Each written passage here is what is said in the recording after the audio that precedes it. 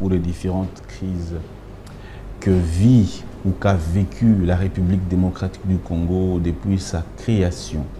Mesdames et messieurs, nous allons aborder plusieurs aspects liés à cette thématique principale, notamment les aspects juridiques, la corrélation entre ces enjeux et la situation actuelle, particulièrement la partie orientale de la République.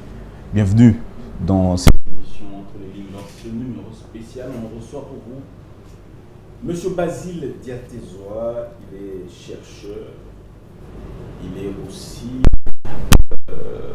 amoureux de son pays. Il est toujours posé de nouvelles pour que la RDC puisse se tirer d'affaire de tous ces problèmes que nous rencontrons. En tout cas, c'est un plaisir immense d'être encore une fois en face de vous dans cette émission. Bienvenue à vous. Merci. Moi aussi, c'est un plaisir de partager nos réflexions en commun pour essayer d'éclairer un peu l'opinion sur différentes problématiques de notre pays. Alors, Monsieur Basile Diatezoa, l'opinion est en train de nous suivre. On va commencer par d'abord décrypter notre thématique du jour.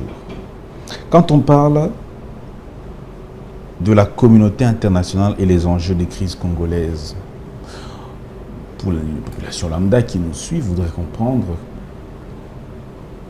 le sens de notre message. Mais, le sens de notre réflexion commune, c'est que notre territoire, notre pays, notre État, étant construit de la communauté internationale.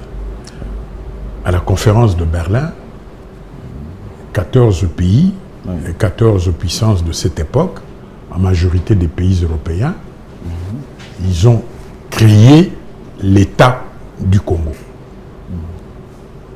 Ce n'est pas une œuvre des Congolais. C'est une œuvre de ces 4 puissances de l'époque, dont la communauté internationale, qui ont pris cette initiative de constituer sur ce territoire un État qui est l'État du Congo.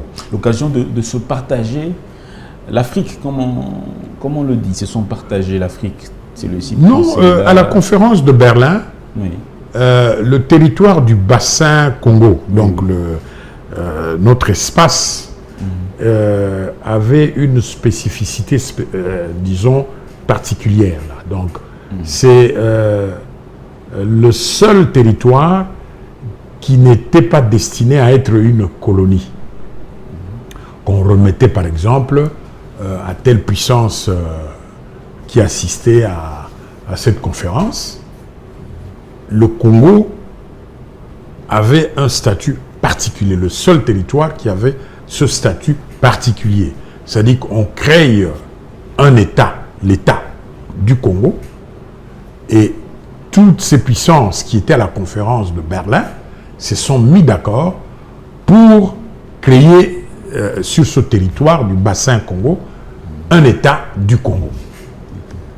Et en posant évidemment des critères, des conditions de création, la libre circulation, disons, des activités économiques, dont le commerce. C'était ça, au fond, l'objectif principal. Et évidemment, lutter contre l'esclavagisme. Il y avait donc cet aspect philanthropique pour civiliser les nègres qui vivaient dans cet espace. Mais l'objectif fondamental, c'était le commerce. Créer un espace économique qui appartient à la communauté internationale, donc ceux qui ont créé cet espace-là, cet État. Donc voilà un peu la spécificité du Congo. Le Congo était un État indépendant à l'époque déjà. On a remis, donc, ce groupe de 14 puissances ont remis au roi Léopold II, qui était le roi des Belges à cette époque, on lui a remis le tutorat pour gérer cet État. Et lui il a nommé cet État, donc, l'État indépendant du Congo. Et il s'est couronné le roi souverain de ce territoire, de cet État. Ce n'était pas le peuple, les autochtones qui étaient souverains, mais c'était lui qui était souverain, qui avait le pouvoir de gérer cet État, à condition d'assurer le commerce pour tous ceux qui pouvaient venir sur ce territoire. Pourquoi seulement le Congo? Pourquoi seulement cet espace du centre d'Afrique? Quelle était la raison principale pour laquelle ils ont choisi la région d'Afrique centrale? Ils pouvaient choisir le nord, tout comme le sud. Pourquoi simplement le nord? C'est parce que, vous savez, à cette époque-là, le capitalisme émergent, donc le commerce, c'était surtout les mers, donc les voies navigables, la mer, le fleuve, ainsi donc. Il y avait deux bassins, le bassin du Niger, oui, et le bassin du Congo. Et pour le bassin du Congo, ils ont vu que c'était un grand espace, il y avait vraiment une opportunité pour les activités économiques. C'était un grand espace, donc il a fallu, disons, donner un cadre spécial pour cet espace, qui était donc en quelque sorte une propriété de la communauté internationale pour des activités économiques, pour le bien-être de l'humanité. Voilà un peu l'esprit. Depuis 1885, oui, le Congo appartenait à la communauté internationale, oui, n'appartenait pas aux autochtones. Non, non, non. On n'a pas quelque part bafoué un peu le droit des propriétaires terriens. Mais est-ce que nous, on était présents à Berlin? Est-ce que les nègres, les indigènes étaient présents à Berlin? Non. Nos chefs coutumiers n'étaient même pas présents. Donc, ça a été, disons, sans notre volonté commune. C'était les intérêts des puissances de l'époque. Ils ont dit, bon, on va civiliser ces nègres qui étaient à l'état que eux estimaient état arriéré, sauvage, qui étaient victimes de l'esclavagisme. Et puis, comme il y a des opportunités économiques avec les fleuves, les voies navigables, tout ça là, bon, on en fait un État, mais qui dépendait de la communauté internationale. Donc, pour les intérêts de l'humanité. C'était ça. Alors, parlez-nous de quelques aspects juridiques, parce que là, on a évoqué l'aspect historique. Quels sont les aspects juridiques qui ont justement impliqué cette décision de faire du Congo la propriété de la communauté internationale? Quels sont les aspects juridiques qui ont impliqué? Mais d'abord, dans la culture occidentale, quand vous organisez une entité politique, il faut un ordre juridique, oui, nécessairement, qui est le soubassement de l'entité politique. Donc, il y a eu un cadre juridique pour, justement, organiser cet espace sur le plan politique. C'est ainsi qu'on a remis à Léopold II le quitus, donc le tutorat, évidemment en donnant un cadre juridique pour organiser le pouvoir, oui, de cet État. Et Léopold II, évidemment, comme il était quand même un fin politique, lui, dans son ambition, il voulait donner à son pays, la Belgique, une colonie, parce que c'était à la mode à cette époque-là. Les puissances européennes avaient presque des colonies, la Hollande, la France, l'Angleterre. Bon, Léopold II, qui appartenait à la famille royale, enfin à la couronne de Saxe-Cobourg, qui dominait donc l'Europe à cette époque-là, voulait aussi avoir une colonie pour son pays, la Belgique. Et nous allons parler avec son cousin, le prince Bismarck, qui était le chancelier de l'Allemagne. Bon, c'est ainsi qu'ils ont organisé cette conférence à Berlin.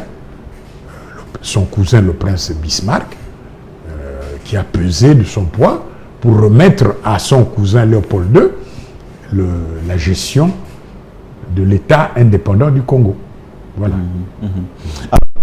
Après cela, les autres États, la France, l'Angleterre, les États-Unis, commerçaient librement, sans se faire la guerre, sans conflit, rien du tout.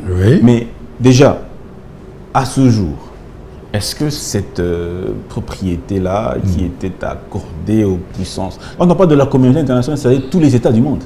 Oui, bien sûr, c'est ceux qui pouvaient faire leur commerce. Le Japon a signé après l'acte de Berlin, donc un pays comme le Japon était aussi avait des intérêts aussi à avoir dans cet espace-là.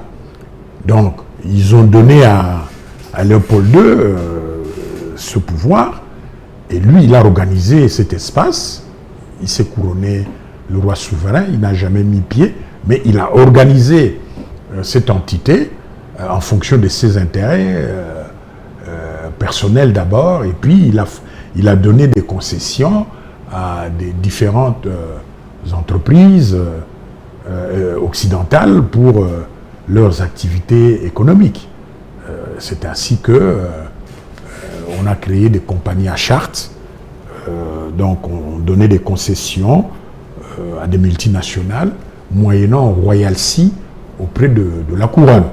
C'est-à-dire, par exemple, vous avez le Katanga, qui a été cédé, par exemple, à l'Union minière du Haut-Katanga, qui était une filiale de la Société Générale de Belgique. Eh bien, l'Union minière avait la concession de tout le Katanga pour gérer administrativement, faire ses activités économiques, ainsi de suite.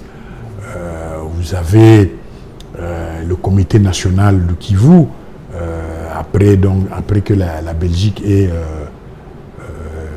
récupéré la colonie, donc a eu sa colonie qui était le Congo belge, a créé par exemple le comité national de Kivu pour exploiter toute la province du Kivu. Bref, il y avait d'abord des motivations économiques au départ. Et le roi Léopold II, dans sa ruse politique, il a su gérer cet espace comme son bien personnel. Évidemment, suite au scandale, aux différentes dérives de ses employés dans la colonie, la communauté internationale a fait pression. Le roi a été obligé de céder cette, entre parenthèses, cette propriété à la Belgique, évidemment aux grandes dames des pays comme la France qui espéraient récupérer le Congo. La Belgique a repris donc le Congo et a fait du Congo sa colonie, en violant subtilement différents aspects juridiques qui faisaient le soubassement de l'État indépendant du Congo. Il en a fait une colonie, alors que ce n'était pas destiné à être une colonie. Mais quand le Congo est devenu une colonie, est-ce que le libre commerce a cessé ou il a continué? Le libre commerce a continué avec des réticences stratégiques, évidemment, de la Belgique, qui était devenue le pouvoir dominant. Donc, en favorisant plus des milieux d'affaires belges et un peu européens, et jusqu'à l'indépendance du Congo le 30 juin, l'État indépendant, donc l'État qui issu du 30 juin 1960, était dans l'ignorance de tous ces aspects juridiques. Nos parents qui ont lutté pour l'indépendance, les Kasavubu, les Lumumba, tout ça là, étaient dans l'ignorance totale de tous ces aspects juridiques autour de l'État du Congo. Mais dites-nous un peu, est-ce que déjà le fait pour un État, pour un peuple, d'accéder à la souveraineté nationale et internationale, n'a-t-il pas abrogé l'acte qui consacrait le Congo comme étant bien de la communauté internationale. L'accession à l'indépendance. Le Congo, dès sa création, était un État reconnu en droit international. Indépendant. Oui. C'était déjà un État indépendant. Et avec le principe de continuité de l'État. Hein? C'est-à-dire que tous les aspects juridiques, tous les engagements, tous les droits et devoirs de cet État qui a été créé en 1885, dès lors que nous avons repris cet État le 30 juin 1960, il y a le principe de continuité de l'État. Donc tout ce qui avait été décidé oui. est automatiquement repris oui. de plein droit. Oui, bien sûr.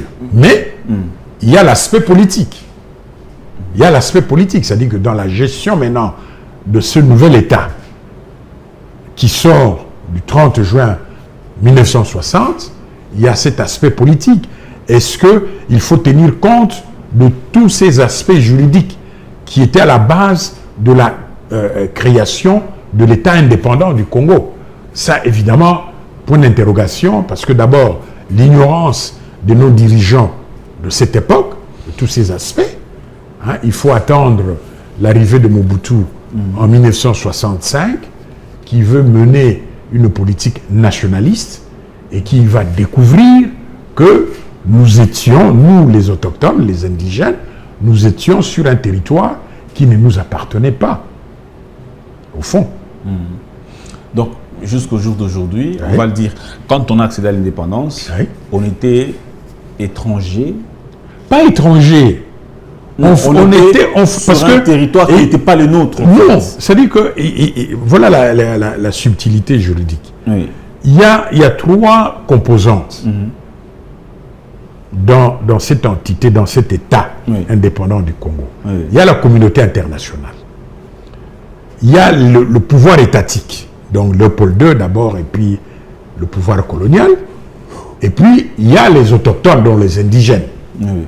Donc, ce sont les trois composantes qui avaient cette propriété commune.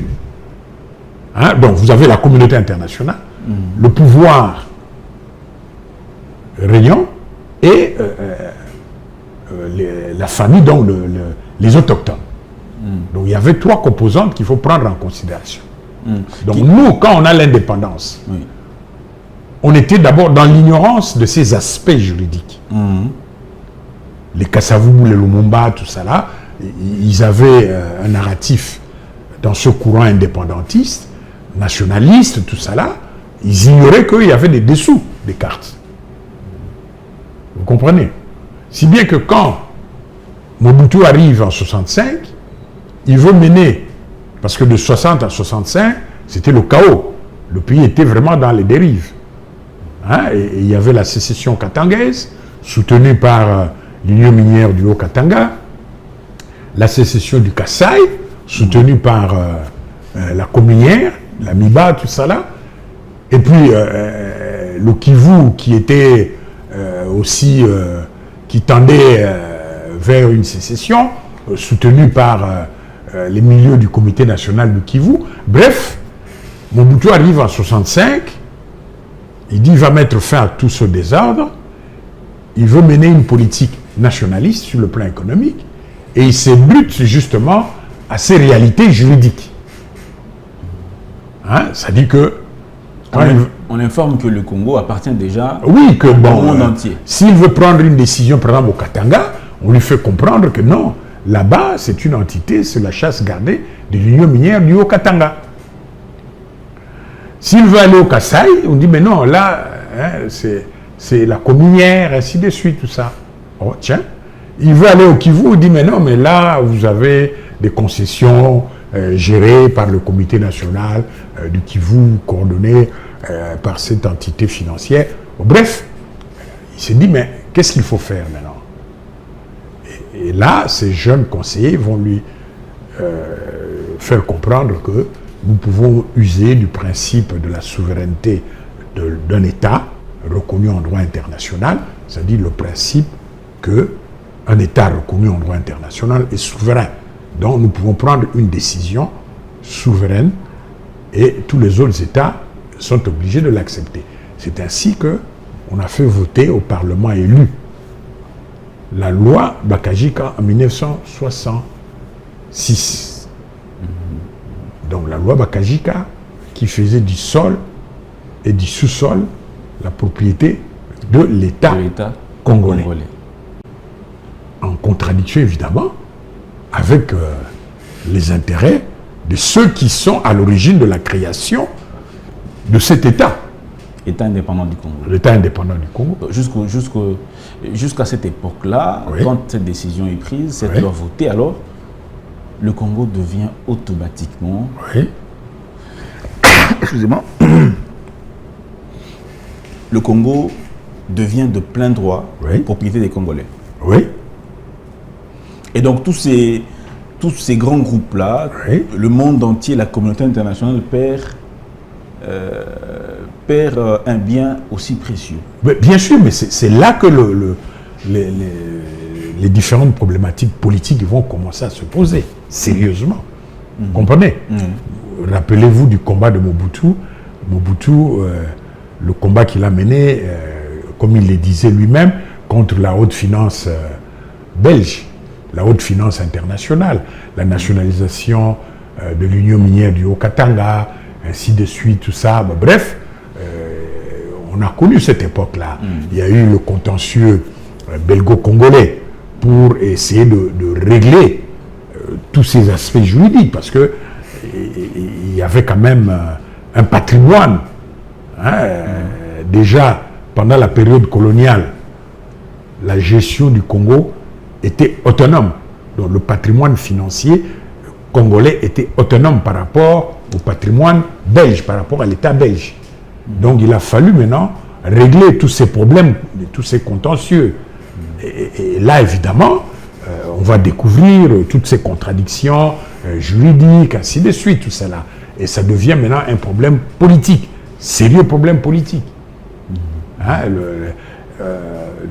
Le gouvernement belge va mener des pressions contre le régime de Mobutu. Bref, on connaît cette période tumultueuse, tout ça, et jusqu'à la déstabilisation, donc aux tentatives de rébellion, aux tentatives de coup d'État, à la déstabilisation avec ce qui s'est passé dans la région des Grands Lacs.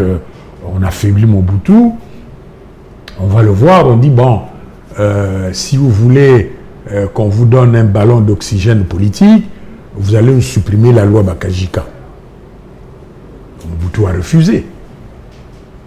Il a dit, je préfère que vous marchiez sur mon corps, mais jamais je peux supprimer cette loi. Parce que nous avons repris nos terres,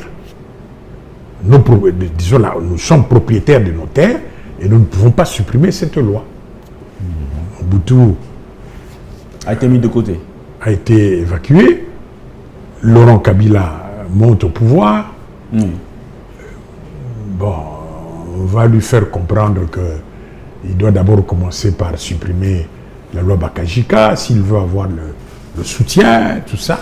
Mais qui exactement, parce que le téléspectateur qui nous suit, M. Bassili Tejor, qui exactement était le porte-voix de tous ces intérêts-là, qui venait discuter avec nos chefs d'État pour dire, voilà, vous devez supprimer parce que vous risquez ceci ou cela. C'était qui était le messager, justement? Mais le garçon de course, comme on peut dire.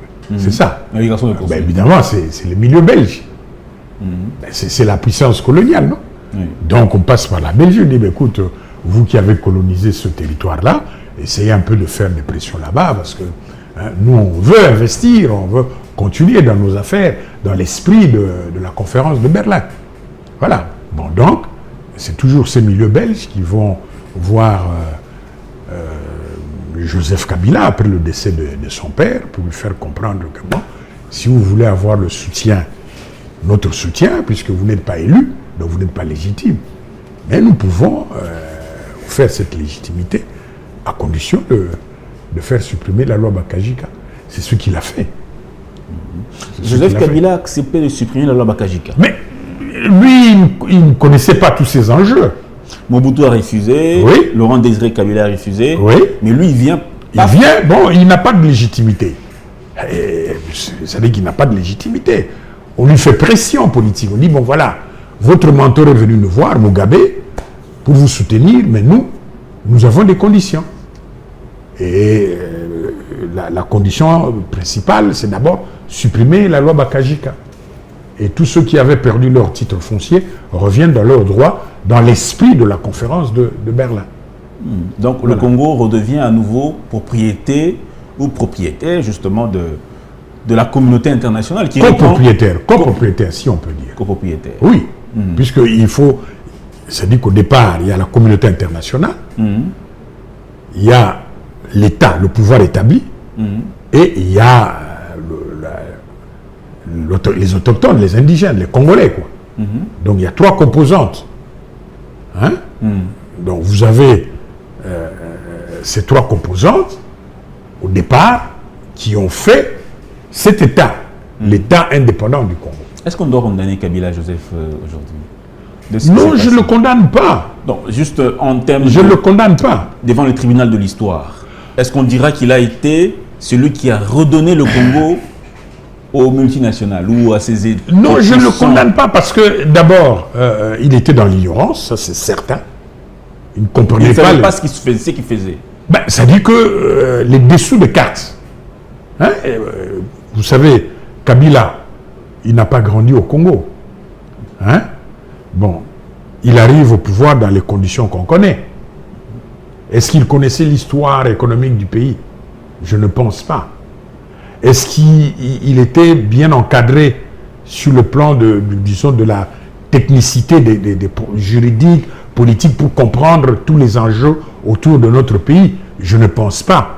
Mais on lui fait comprendre que vous n'avez pas la légitimité d'être président de ce pays.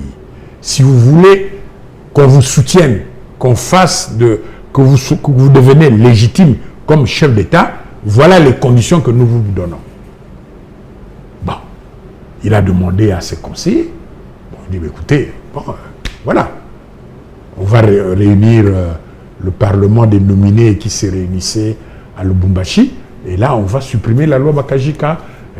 Voilà, et puis tous ceux qui avaient perdu leurs droits étaient revenus. La Constitution de 2006 dit que l'État exerce la souveraineté permanente sur le sol, le sous-sol, l'espace aérien. Oui, mais la souveraineté n'est pas la propriété. Nous sommes avec la loi Bakajika, on était seul propriétaire. C'est l'État congolais. Mais est-ce qu'il n'y a pas quelque part conflit de concept, dans le concept? Oui. On dit souveraineté permanente, oui, et propriété. Est-ce qu'il n'y a pas conflit en termes de... Mais la souveraineté, ça dit que vous avez le pouvoir, vous avez le pouvoir d'exercer votre autorité sur un espace, voilà, sur une entité. Voilà. Donc ça dit que émettre des lois, oui, sanctionner, ainsi. Vous êtes souverain, le pouvoir, l'État est souverain, oui, dans cet espace-là. Oui. Vous comprenez? Oui. Mais la propriété, ce n'est pas, elle est différente de la souveraineté. Mais pour exercer la souveraineté sur un espace, il faut d'abord être Je prends un exemple. Oui. Il y avait un homme d'affaires japonais qui était propriétaire d'une île à côté de la Chine, qui était donc un territoire chinois. À l'époque où la Chine était dominée par les Anglais, tout ça là, bon, lui, c'est comme si, tu es propriétaire de Hong Kong. Mais lui, il était propriétaire d'une petite île là. Mais, qui était sur le territoire chinois. Et il a vendu son île à l'État japonais. Et l'État japonais, pour emmerder la Chine, est venu planter son drapeau. Vous comprenez? Donc, quand vous êtes propriétaire, vous pouvez aliéner ce bien. Alors, vous avez ce droit d'aliéner ce bien. C'est votre propriété. C'est plus que la... La souveraineté ici, ça dit que vous exercez... On peut vous le ravir aussi. Bien sûr, c'est clair. Puisque la souveraineté, c'est le regard des autres puissances. Hein? Ça dit qu'on respecte ta souveraineté, mais tout comme on peut aussi marcher sur ta souveraineté. On a vu le cas de Venezuela, non? Hein? Les Américains ont violé la souveraineté de l'État vénézuélien. Ça dit que ça, c'est le regard des États-Unis. Il dit, pour nous, ce pays-là n'est plus souverain. On va arrêter son chef d'État, on l'amène. On va l'arrêter chez lui, puis on l'amène chez lui. Donc, on a violé la souveraineté. Donc, la souveraineté, c'est le regard des autres. Toi, tu peux te proclamer souverain. Mais si tu n'as pas la force d'assurer ta souveraineté, hein? Par exemple, tu es Congo, tu es l'État congolais. Tu dis, oui, nous sommes souverains, d'accord. Oui, mais si tu n'as pas cette force, cette capacité, si tu n'es pas un État viable et responsable, les autres peuvent violer ta souveraineté. Ils peuvent marcher sur ton pays, tes espaces, tes terres, te confisquer même des espaces. Hein. La souveraineté, c'est le regard des autres vis-à-vis de toi. Tu comprends? Ce n'est pas un acquis. La souveraineté n'est pas un acquis naturel. Non. Il faut que tu t'affirmes devant les autres. Le rapport de force. C'est un problème de rapport de force. Aujourd'hui, ce qu'on retient, c'est que le Congo appartient au monde entier. Oui, si on part... parce que la loi Bakajika a été supprimée. Oui, bien sûr. Ça a été supprimé. Il y a même des juristes qui disent non, c'est supprimé. Puisque la loi Bakajika était dans la Constitution. On l'a retiré de la Constitution. On l'a retiré de la Constitution. Et pour flouer les Congolais, on dit, bon, l'État congolais souverain, tout ça. Ah, non. Ça c'est pour flouer les Congolais. Puisque les gens s'agitaient. Il y a eu ce débat-là. Hein? Nous, on a participé à ce débat. On a mis en garde nos amis qui étaient dans ce Parlement dénominé là, qui se réunissait à Lubumbashi. Il faut faire attention parce qu'on vous a appelé, on vous a convoqué pour ça, vous devez supprimer cette loi. Malheureusement, cette loi a été supprimée. Bon, ça, ce sont des réalités politiques. Hein? C'est un problème de rapport de force. Et donc, Laurent Désiré Kabila a aussi été tué parce qu'il a refusé. Je ne sais pas pourquoi il a été tué. Il est parmi les raisons.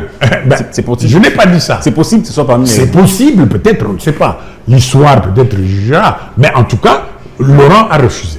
Laurent a refusé et son fils a accepté. Il a accepté.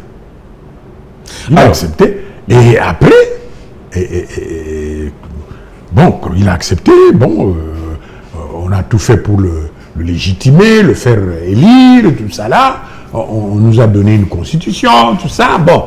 Et puis, quand il constate que il a été floué... Ah, c'est plus tard qu'il a constaté. Bien sûr. Mais quand il va aller vadrouiller chez les Chinois, hein? Tikomine, avec cette... Il va signer des contrats avec des Chinois. On lui a fait comprendre que, mais, mon cher ami, c'est quoi ça? Tu vas aller voir les Chinois là, c'est quoi encore? C'est là qu'il était en porte-à-faux avec les intérêts des Occidentaux. On lui a fait pression pour qu'il quitte le pouvoir. Hein? Oui. Mais est-ce que ça sera facile aujourd'hui que nous puissions revenir à la loi Bakajika? Ça ne sera pas facile, hein, parce que ceux qui ont repris ou qui ont cédé leurs droits, leurs titres fonciers, tout ça, les mécanismes juridiques au niveau international ont évolué. C'est-à-dire que si demain, nous nous engageons encore dans ce combat pour récupérer, disons, cette propriété, ben, nous allons nous buter à des législations internationales, parce que tout ça, ce sont les plus forts qui élaborent les textes. Donc il faut s'attendre à un combat qui ne sera pas facile. Ça c'est clair. Mais pourquoi c'était facile à l'époque de Mobutu? Pourquoi il a fait aussi simplement? C'était une époque d'abord de la guerre froide. Hein? Vous savez, les Occidentaux, ils disent ceci, la décolonisation a été un épiphénomène de la guerre froide. Hein? Ça a été une étape historique. Et au moment de la guerre froide, la Russie, la Chine, tout ça là, ils ont fait pression au niveau des Nations Unies pour qu'on donne l'indépendance aux pays africains, aux pays asiatiques colonisés. Bon, maintenant, la guerre froide est finie, est dépassée. Oui. Ils ont maintenant d'autres stratégies de reconquête impériale. Hein, parce que c'est dans leur ADN. Hein. Hein, ils veulent toujours avoir la suprématie politique et économique. Donc, ils élaborent des stratégies à court terme, à moyen et à long terme. Et si nous restons comme des babouins dans le parc Virunga, c'est-à-dire que sans conscience politique, ben, nous serons toujours les dindons de la farce. Dans ce jeu, surtout à une époque où c'est la globalisation, la mondialisation, donc nous devons comprendre les enjeux. Et sur ça, nous devons savoir danser avec toutes ces puissances. Comprendre les enjeux, tout ça là, comment tirer notre épingle de tous ces jeux économiques, ainsi de suite.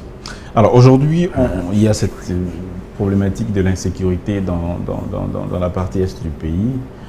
Il y a on va dire des vocables, des expressions selon lesquelles les multinationales sont en train de soutenir le Rwanda pour piller le Congo. Il y a des multinationales qui sont... c'est eux qui se cachent derrière cette confusion. Est-ce qu'il y a un lien entre ce qui se passe et le fait que la loi Bakajika a été supprimée? Le Congo appartient à nouveau à la communauté internationale.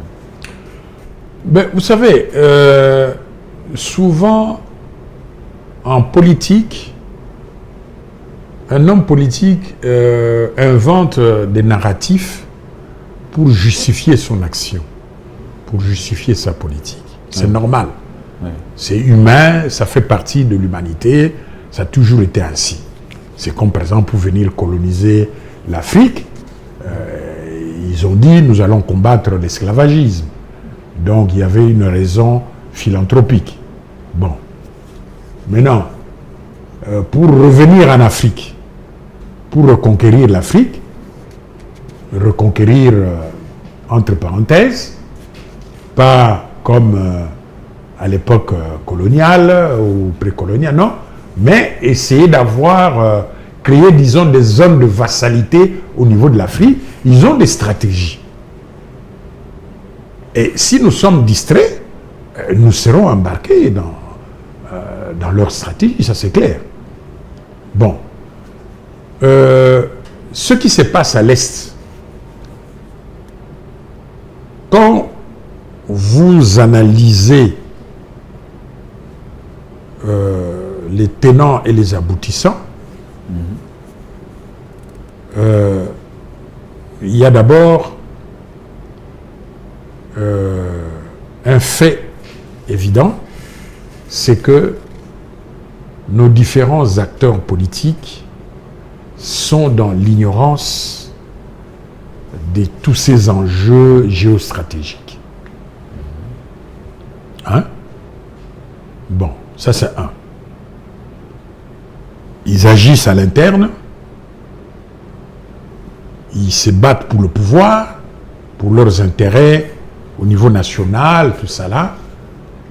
C'est comme vous achetez 1000 hectares à Maluku, vous mettez les vaches, les cochons, les moutons, les chèvres, les poules, tout ça là, vous voulez faire un grand ranch pour vos activités économiques. Mais les bêtes qui sont dans ce ranch sont dans l'ignorance totale de vos objectifs, des enjeux. Ils connaissent, ces bêtes, ils sont dans l'ignorance de vos objectifs. Ils se battent elles se battent là entre elles pour leur pitance, tout ça là. Mais Vous savez pourquoi vous avez mis ces bêtes-là. Le Congo, c'est ça. C'est-à-dire que nous sommes dans un espace dont nous ne maîtrisons pas les enjeux géostratégiques et à l'interne, nous nous écorchons pour le pouvoir. Bon. Mais non. Prenons le cas de l'Est là. C'est la zone, le Kivu est la zone où il y a plus des ONG internationales. Un exemple. Hein? Donc, avant évidemment la rébellion de l'AFC M23, il y avait plus des ONG à l'Est que par exemple au Bas-Congo ou au Kasaï. Vous comprenez? Pourquoi? Parce que c'est une zone vraiment stratégique pour ces puissances occidentales. Comment? Stratégique pourquoi? Et comment? Je fais une petite rétrospective historique. Oui. Vous savez que quand le pouvoir colonial belge a découvert le Kivu, ils ont dit, tiens, ça c'est vraiment le merveille du monde. Nous allons faire de cette province la Suisse pour les Européens, et particulièrement les Belges. Le Kivu? Le Kivu. C'est ainsi qu'en 1928, ils ont créé le Comité national du Kivu. Pour rendre du Kivu, comme... Pour exploiter le Kivu, c'est-à-dire qu'un holding financier pour l'exploitation du Kivu, comme ils ont fait au Katanga, avec l'Union minière du Haut-Katanga. Bon, donc, le Comité national du Kivu. On a déplacé des populations congolaises, des indigènes là, pour occuper des espaces. Ça a évidemment déstabilisé toute la région du Kivu, sur le plan démographique, sur le plan politique, ainsi de suite, tout ça là. Au niveau local, hein, je parle ici du niveau local. Des populations entières ont été déplacées pour donner des espaces à des coloniaux. Hein? Le Comité national du Kivu. C'est un holding financier qui existe jusqu'à aujourd'hui. Et qui a les mêmes droits sur l'espace. Mais bien sûr que le Comité national a eu à avoir des intérêts dans le Kivu, non? Hein? Si vous allez fouiller dans ce livre du professeur Banza, par exemple. Banza Malale. Oui, les aspects juridiques dans les enjeux de crise congolaise. Ça, c'est un travail original. Et je recommande à tous ceux qui veulent comprendre nos crises, nos misères, tout ça là, d'aller fouiller dans ce livre-là. Hein? Mais malgré ce qui se passe là-bas, les tueries, pour eux, ça ne leur dit rien. Mais les comités nationaux du Kivu. Mais non, mais quand il s'agit de l'argent, de finances, vous pouvez vous entretuer là-bas, tant que c'est entre vous les nègres là. Bon, ils vont faire le bon office là, que bon, écoutez, il y a l'humanité, il faut respecter la vie, ainsi de suite, tout ça là. On va vous aider, les ONG, on va vous donner les médicaments, tout ça là.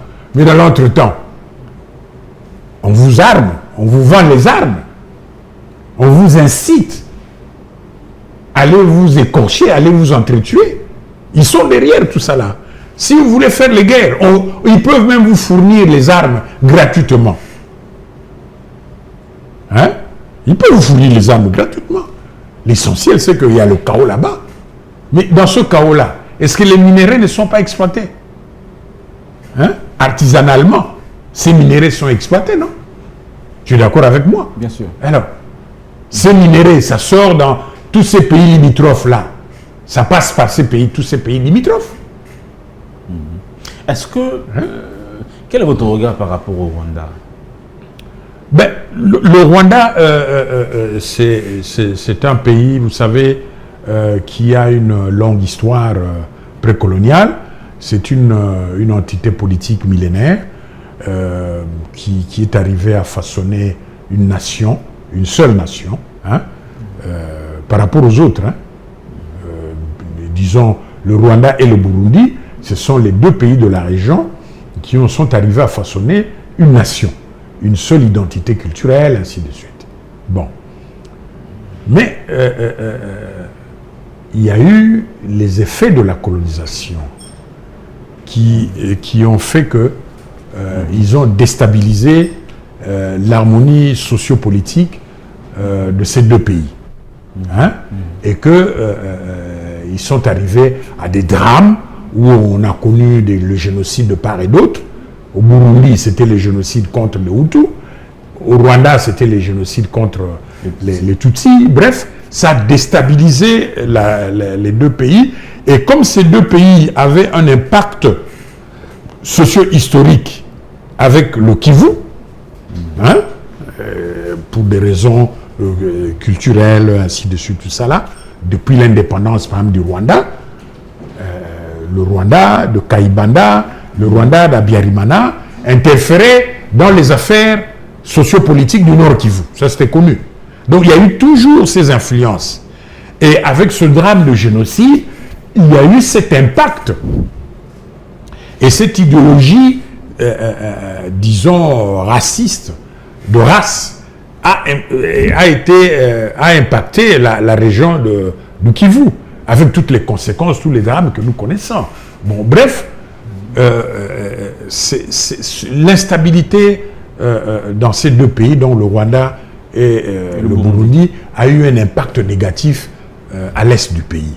Bon, malheureusement aussi, dans cette évolution post-coloniale, la classe politique congolaise n'était pas à la hauteur pour contenir ces dérives régionales. Hein, par exemple, si le Zaïre de Mobutu était devenu une puissance, un État viable et responsable, le Zaïre pouvait empêcher le génocide au Rwanda et au Burundi en intervenant.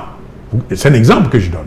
Bon, bref, le Congo, le Zaïre et puis le Congo n'a pas su contenir les débordements, les dérives qui venaient du Rwanda et du Burundi. Bon, maintenant, un pays comme le Rwanda a connu ce drame.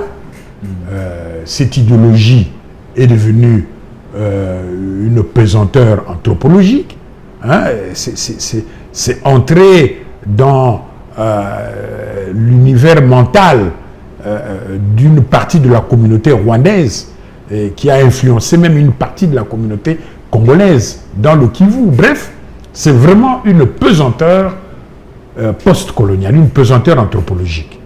Et que nous devons nous battre pour essayer justement d'endiguer cette idéologie qui est suicidaire pour toute la région et pour l'Afrique. Parce que le cœur de l'Afrique, c'est l'Afrique centrale, c'est le Congo, c'est les Grands Lacs, la région des Grands Lacs, tout ça là. Donc si nous n'arrivons pas à contenir cette culture de la mort dans cette région, eh bien, c'est toute l'Afrique qui va en pâtir. Qui va en pâtir. On va peut-être finir. Je crois qu'on a vraiment traversé vraiment beaucoup de réalités, beaucoup d'aspects que vous avez évoqués tantôt. Mais je pense qu'on aura une peut-être seconde émission par rapport justement à ça. On peut aller peut-être un peu plus lentement sur chaque aspect pour que ça soit beaucoup plus clair. Mais déjà, pour la population qui est en train de nous suivre en ce moment, j'aimerais que vous puissiez peut-être regarder la caméra pour un message. Quel est le message principalement qu'ils peuvent retenir de ces révélations qu'on vient de faire aujourd'hui? Le message, c'est que nous devons amorcer d'abord la paix. Hein? Parce que ce chaos profite à ceux qui veulent, qui aiment l'Afrique, comme je dis, ceux qui aiment l'Afrique sans les Africains. Hein? Ce désordre-là, ça les arrange. Bon, ils peuvent profiter de nos matières à vil prix, tout ça là, et n'oublions pas que ces matières s'épuiseront un jour. Donc, le peu que nous pouvons récolter de cette rente de nos ressources naturelles, nous devons investir dans la formation de nos enfants. Parce que nous sommes maintenant dans l'ère de la civilisation de la connaissance. Ce qui est important, c'est de former l'homme congolais, avec la petite rente qu'on peut récupérer de nos matières premières. Un pays comme la Suisse n'a pas de minerais. Le Japon n'a pas de minerais. Mais c'est la connaissance, c'est l'intelligence. Donc, le peu que nous pouvons récupérer, c'est d'investir dans l'épanouissement de l'homme congolais, de l'humain congolais. Ça, c'est très important. Ensuite, le développement, au fond, c'est quoi? Le développement, ce n'est pas la richesse, non. Le développement, c'est la maîtrise de notre environnement pour notre bien-être. Il suffit qu'on améliore la qualité de l'humain congolais pour qu'il arrive à maîtriser son environnement. Et c'est ça, il posera les bases de son développement pour son bien-être. Donc je crois que ne soyons pas pessimistes, essayons de transcender nos animosités, hein, notre irrationalité, nos sentiments, la haine, tout ça là, pour voir en l'autre un humain comme nous, qu'il faut respecter, qu'il faut aimer et construire ensemble cette Afrique, cette humanité. Au fond, c'est ça. Bon, moi, je crois que au stade actuel de cette péripétie historique de 65 ans de dérive, même si nous avons perdu la propriété de nos terres, la propriété exclusive de nos terres avec la suppression de la loi Bakajika, mais nous pouvons continuer à œuvrer avec toutes ces multinationales qui œuvrent pour leurs intérêts, mais nous aussi, si nous sommes intelligents, nous pouvons tirer notre épingle dans ce jeu géostratégique. Voilà un peu le message. En tout cas, merci beaucoup, M. Basile Diatezoa. Vous êtes chercheur et vous êtes également, vous suivez votre observateur et commentateur aussi des questions d'actualité. Merci beaucoup d'avoir été des nôtres. Je vous remercie aussi de m'avoir accueilli. J'espère que ce n'est pas la dernière fois. Non, bien sûr. Bien sûr. Merci, merci énormément. Merci aussi à la grande équipe qui m'a permis de vous présenter cette émission avec notre invité. Portez-vous bien, les programmes restent continus sur votre chaîne de télévision. Bravo, au revoir et à très bientôt.